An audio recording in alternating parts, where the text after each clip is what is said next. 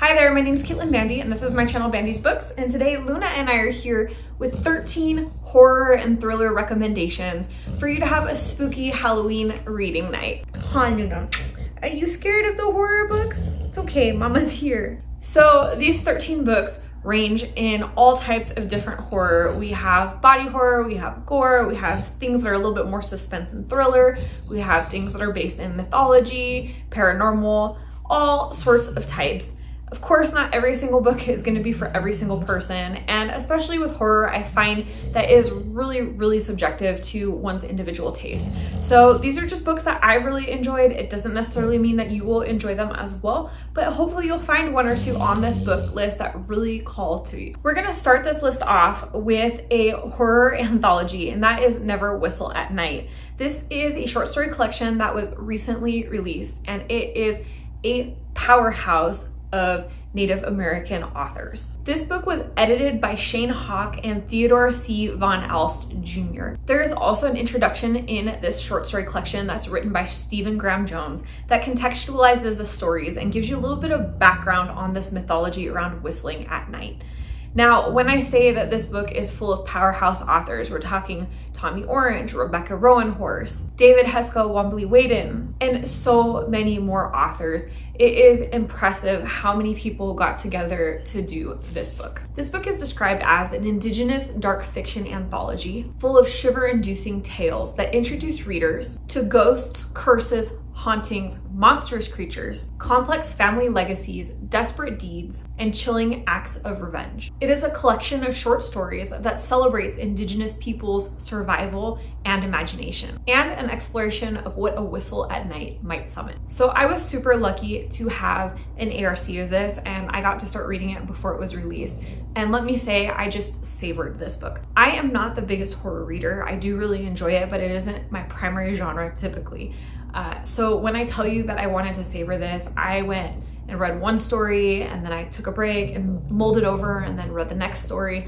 And it was just such an experience. Each story was so unique and so interesting. Of course, some stories stood out to me more than others, but I think that there wasn't really a super weak story throughout this collection. And I think that that's such a hard thing to find, is a short story collection where every single story in the book is solid. If you're into Indigenous folklore, if you like a good creepy horror that's just gonna leave you feeling a little bit chilled, and you like short stories, you should definitely pick this book up. And if you don't read it for Halloween, don't worry, because November is Indigenous Peoples Month, and this would be a great read for that as well. Then I have The Changeling by Victor LaValle. So I went into this book not knowing anything about Victor LaValle. I had never read one of his other books. I wasn't familiar with his style of horror, and I had just seen that this book was popping up on a lot of essential horror reads lists. So I went into it completely blind. We have a story that focuses on the main character named Apollo, and he has been haunted by recurring strange dreams since he was a child. Now, as he and his wife are struggling with the anxiety and exhaustion of having a new baby, Apollo's dreams have started to recur once again. His wife Emma seems to be suffering from postpartum depression,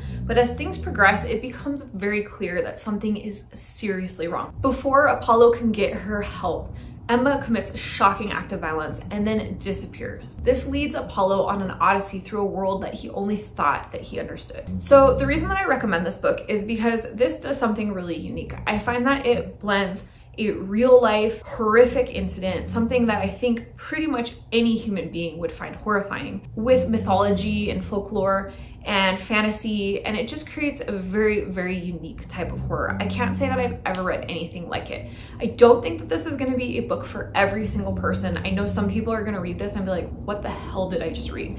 But if you find the concept of starting out in the real world and blending into a fantasy world, but mixing it in with horror elements to be intriguing, then maybe pick this one up. I personally really love this book, and it has led me to read several other books by Victor LaValle since. This one is still my favorite of his books, and I would recommend it for anyone that's looking to dip their toes into the horror genre. Then I wanted to recommend Bunny by Mona Awad. This is another book where I'm not sure it'll be for everyone. I think this is gonna be like a love it or hate it type of book. Samantha Heather Mackey is an outsider at her MFA program at New England's Warren University. She's a scholarship student who prefers the company of her own dark imagination to most people. She is repelled by the rest of her classmates, a group of twee rich girls who call each other Bunny. Everything changes when Samantha receives an invitation to the Bunny's fabled smut salon. So this book for me feels like a fever dream when you read it. As you start getting into the story, it just gets weirder and weirder and weirder, and I don't know that it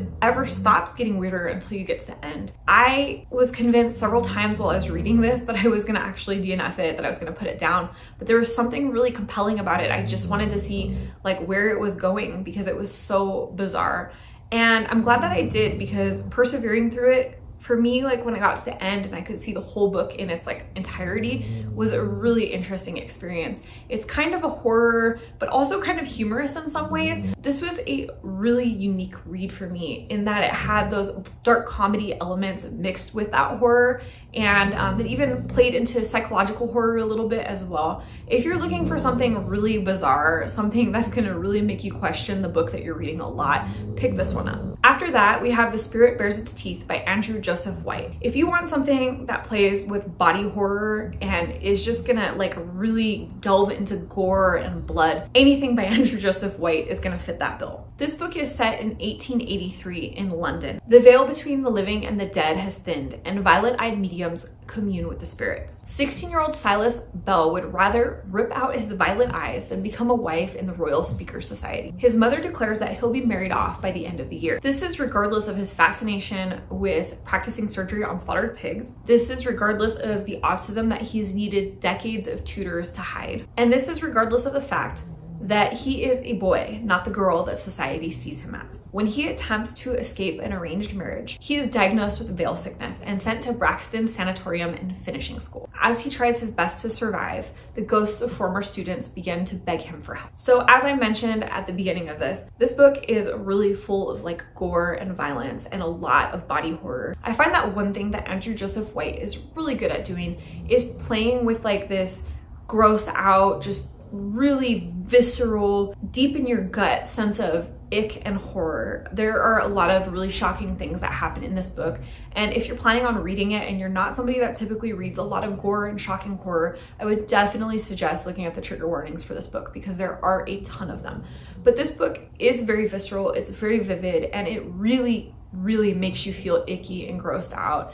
It makes you feel angry at society because even though there are some modern elements included in this historical horror, it really makes you think about people and how they would have been treated in the 1800s. I definitely would recommend this. I know that it has a YA tag, but I actually question if it's really YA at all. It's very dark. It deals with a lot of really heavy themes. And as I mentioned, it is very violent. Then I have The Hacienda by Isabel Cañas. In the overthrow of the Mexican government, Beatrice's father is executed and her family home is destroyed. When handsome Don Rodolfo Solorzano proposes, she is ecstatic and accepts despite the rumors of his first wife's mysterious death. Unfortunately, Hacienda San Isidro is not what Beatrice expected. Visions and voices haunt Beatrice's sleep, and Rodolfo's sister Juana scoffs at Beatrice's fears, even though she won't enter the hacienda at night. So this book is probably more of a mainstream horror. It's very popular. It was picked up by Book of the Month, so it was pretty heavily featured when it first released. The reason that I really like it is because of the blend between historical fiction and horror. We have some very distinct Gothic horror elements, but we also have a very historical setting. We have the Mexican independence and revolution and all of that, and we have some really interesting depictions of colorism and classism that were very prevalent in that particular time period. I also really enjoyed Beatrice's character, and there is a priest that comes to help her who I also really enjoyed. His backstory was particularly interesting. This definitely isn't going to be the scariest horror on this particular list, and perhaps it's not the best one either, but I think it's really unique in the way that it combines the elements of Mexican culture and history with horror to create a really unique book. Moving forward, we have The Push by Ashley Audrain. Blythe Connor is determined to be a warm and loving mother to her new baby Violet. As the days pass, Blythe becomes convinced that there is something wrong with her new baby girl, but her husband Fox dismisses her concern. She questions her sanity, but when her son Sam is born, she finally has the bond that she was always wanting. When life changes in an instant, Blythe is forced to reckon with the truth. So this was a book that I didn't think I was going to like. I read it a couple years ago, and as somebody who's not a mom and will never be a mom, I didn't know how I would relate to a character that was so focused on her role in motherhood. I ended up just being shocked and really loving this book. It has a very psychological horror, even thriller element to it. We have a woman who is convinced that something is wrong with her child and nobody is listening to her. All of the things that she is experiencing are being dismissed, and it causes her to really be introspective about her sanity and what is going on. It's really hard not to empathize with what Blythe is going through, and the ending felt like a punch in the gut. If you like a horror book that's a bit more psychological with some thriller elements, I think that this would be a good one for you to pick up. Then we have Ace of Spades by Faridah, Abike, Iyimide. Welcome to Nevis Private Academy, where money paves the hallways and the students are never less than perfect. Anonymous texter Aces begins a campaign to out the secrets of 2 students. Target 1 is Devin, a talented musician who buries himself in rehearsals. And target 2 is Chiamaka, the head girl who isn't afraid to get what she wants. Someone is out to get them both, but neither of them knows who. So I read this a couple years ago, and it is a book that really stuck with me as well. This is a young adult book, but I feel like the way that it deals with societal issues and themes like racism make it a really remarkable book. This has such an intense suspenseful vibe. It really combines that thriller element with that horror element and creates something that will just keep you on the edge of your seat. This was a book I literally could not put down. I just kept turning the pages and I stayed up well into the night trying to find out how it was going to end. I think most people will also really relate to it from the point of view of having survived high school. We all know what it's like to be a student in high school and how mean and thoughtless other teenagers can be. This really kind of heightens that cruelty and turns it into a great concept for a horror novel. I think this is a great place if you're looking to kind of just get started in that horror suspense genre. From there, we're gonna move to The Only Good Indians by Stephen Graham Jones. 4 American Indian men are in the desperate struggle for their lives after a disturbing event from their youth. Tracked by an entity bent on revenge, these childhood friends are helpless as the culture and traditions that they left behind catch up with them in a violent and vengeful way. So I really enjoyed reading this book. I read it last year, and this was my first time reading Stephen Graham Jones, and what a book to start with. This book does such a great job of combining so many different horror elements. We have some isolation and loneliness. We have an entity that is stalking our main characters. It could be a paranormal entity, or it could just be something that is explainable. We're not sure going through the story. We have some cultural elements that are mixed in, some folklore and mythology. It is just such a fantastic read. It is something that, you know, the dread just creeps up little bit by little bit as you go through this story. And by the end, you're just like biting your nails trying to figure out what the resolution is gonna be. I think that any book that you read by Stephen Graham Jones is gonna likely be a winner, but this one so far is my favorite. Then we have The Vegetarian by Kang, which is translated from Korean to English by Deborah Smith. Young-hee and her husband live an ordinary life. That is until Young-hee starts to be haunted by blood-soaked nightmares. She decides to become a vegetarian to hopefully make the nightmares stop. In a society where social mores are strictly adhered to, her choice to become a vegetarian becomes a subtle act of resistance. As her passive rebellion becomes more extreme, scandal, abuse, and estrangement send Young-hee spiraling into a deep, dark place. So I don't think that this is necessarily your typical horror type of book. This kind of is more in the literary fiction genre, but it incorporates a lot of horror elements, particularly body horror and the horror of having your autonomy taken away from you. This challenges the way that we treat women in society and the way that we treat women's choices and how we handle mental health. And I think that for such a short book, it does it really effectively. This is the type of book that not only will it haunt you because of its very visceral image, because of the way that the main character is treated, but it will haunt you like days and weeks later as you find more meaning to things that happen in the book. This is one of those things where I read it and then like 2 months later, I was still thinking of new things that the book could have meant or could have been talking about. It just is never ending in the type of meaning that it exudes. Even though I'm not a vegetarian and I haven't been in the position of the main character Young-hee, I felt that as a woman in general, I could relate to so much of the horror and shock that was happening to her. Then we have Mexican Gothic by Silvia Moreno Garcia. Noemi Taboada heads to High Place, a distant house in the Mexican countryside, to check on her cousin after she receives a frantic letter pleading for her help. When she arrives, she finds her cousin's stoic new husband, the ancient patriarch who is fascinated by her, and a creepy house that haunts her dreams with visions of blood and doom. Her only ally is the family's youngest son, who seems to want to help her, but also seems like he's hiding his own dark secret. So this book pops up in horror recommendations quite a lot, and I think it's for good reason. This is a really interesting Gothic horror. It's a slow burn. Don't go into it expecting like really intense, high octane suspense. It's kind of plotting and atmospheric, and there's a lot of really slow build up to a kind of strange conclusion. But I think it was really unique. I liked Noemi's character. I liked the setting of the Mexican countryside. I liked the era that it was set in. And I just thought that overall it was really interesting. I didn't see the conclusion coming. It went in a direction that was vastly different than anything I thought it might do. And for that, I think it is a good read.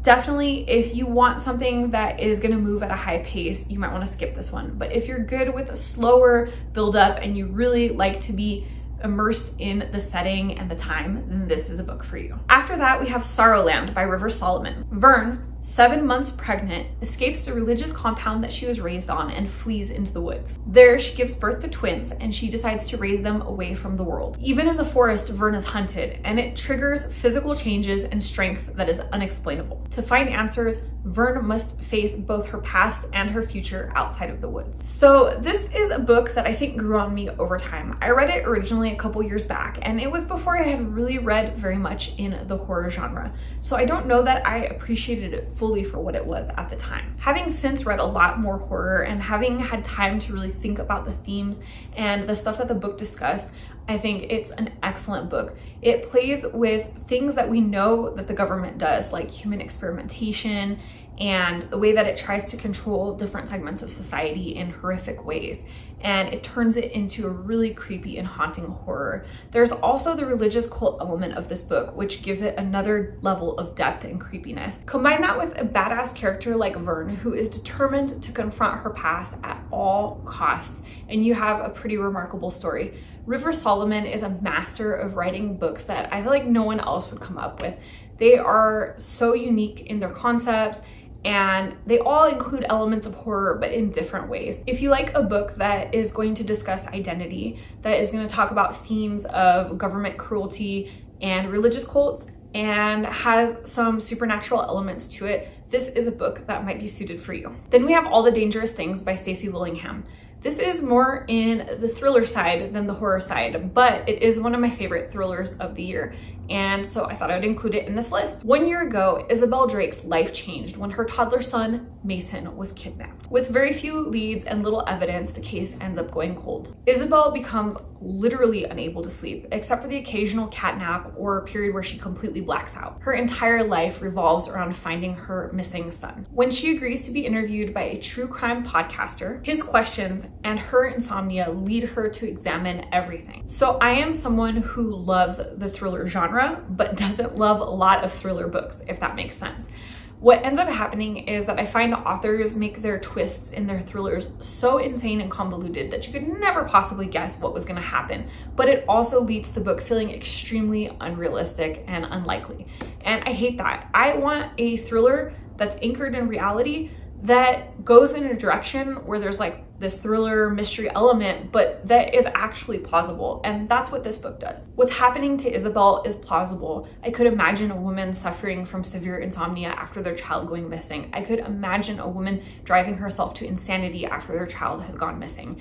I could imagine her getting involved in the investigation and maybe breaking loose some clues because she's just so determined to not let it go. And while the ending of this book maybe isn't the most shocking conclusion that could have ever happened, it is plausible. It's not something that you get to the end and you're just like, well, of course I didn't see that coming. It's so unrealistic.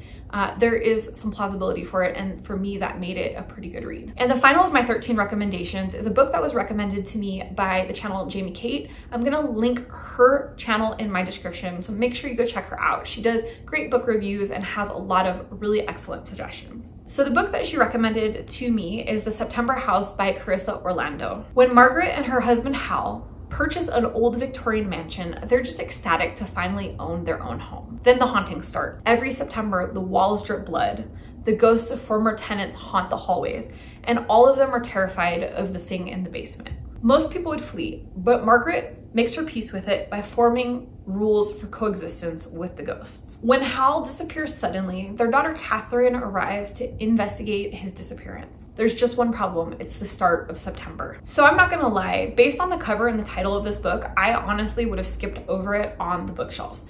If it wasn't for this recommendation that I received from Jamie, I probably wouldn't have picked it up. And I'm so glad that she recommended this because I devoured this book. I started reading it and I did not stop until I was finished. It was just unputdownable.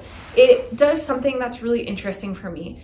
It gives you a very spooky haunted house, this woman that's living with ghosts and blood dripping down the walls and all the classic horror tropes. And we get to kind of be grounded in that haunted house, and then her daughter shows up and everything changes, and it causes you to question everything that's happening in your perception of this whole situation. This book constantly uses your own perception of the story against you to make you second guess what is happening throughout the story. I personally switched my viewpoints multiple times throughout this book. Sometimes I thought one thing was happening, sometimes I thought another thing was happening, and it really keeps you on the edge of your seat. The ending also provided a bit of catharsis, which I found really refreshing. I think that this is a fantastic book. It's a relatively new release, and if you're into horror and thrillers and suspense and things like this, this is a must read. So those are 13 books that I think you should be reading this Halloween. Halloween is tomorrow, so hopefully you have at least one of these on your shelf. And if not, then there's always the Libby app to see if you could check one of them out from your local library. I hope that you've enjoyed this video. I hope it's given you some new things to add to your TBR, whether you read them this time of year or you save them for later on. And if you liked the video, hit the thumbs up, comment down below, and let me know what horror or thrillers should be on this list. Did I miss any? Are there any that you would recommend to me for reading tomorrow during Halloween? And if you're not already subscribed to this channel, you know what to do. Hit the subscribe button down below, as well as the notification bell so that you never miss a video. And that way we can see each other again soon. Thanks so much for joining. Bye.